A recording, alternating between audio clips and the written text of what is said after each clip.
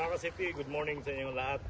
Ngayon, nandito ako sa may barangay Maugok. Sakop ito ng Diluan.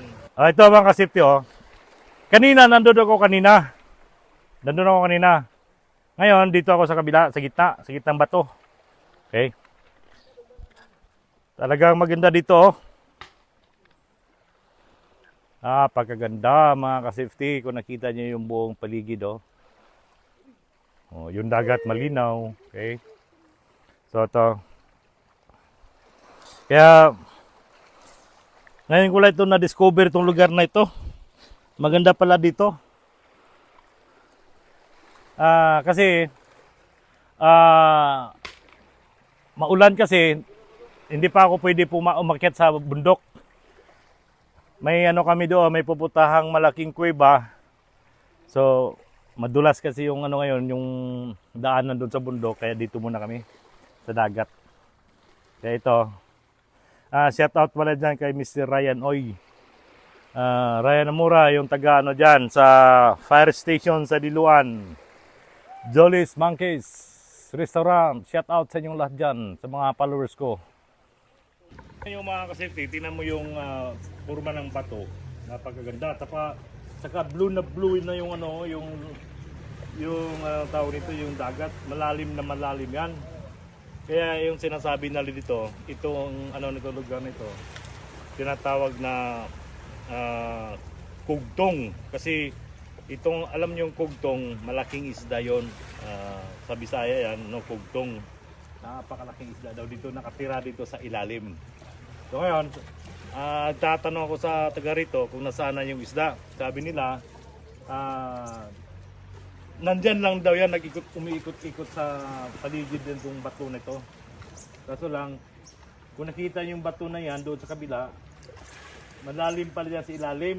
May pala parang sa ilalim, may bahay doon sa ilalim ng isda, mga isda.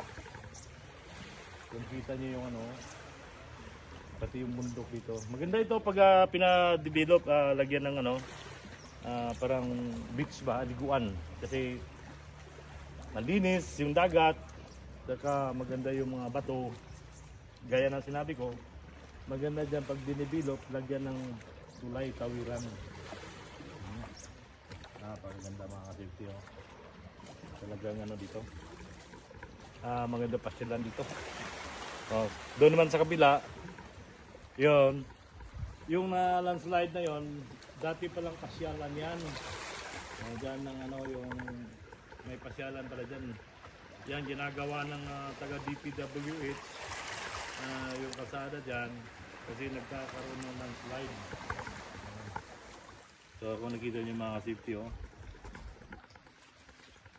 baka dito, tao nito, maraming treasure dito. Kasi tinan mo yung mga bato, may mga parang inuukit-ukit. Mga ka-safety, kung nakita mo itong purman ng itong bato na ito, pag dito titingnan, parang pagong, yan parang pagong siya, parang pagong yung purma niya. Hindi ito inukit ito talagang ng kalikasan. Talagang purmang bato, purmang pagong. Ito, iba na naman purma ng bato. Kung nakita itong bato na ito, para siyang ba ito, palaka or kung nakita nyo, parang siya, yung palaka or parang wheel ang purma nito. Kung nakita nyo yung purma nito, napakaganda yung purma ng bato. Ito yung niya, yung ilong.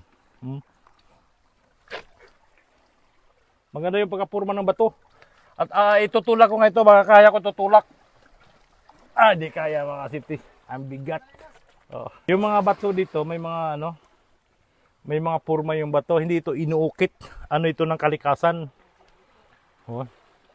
Napakaganda dito. Pasyalan nito sa Maugok, makita niyo yung mga gandang purma ng bato na hindi ito inuukit.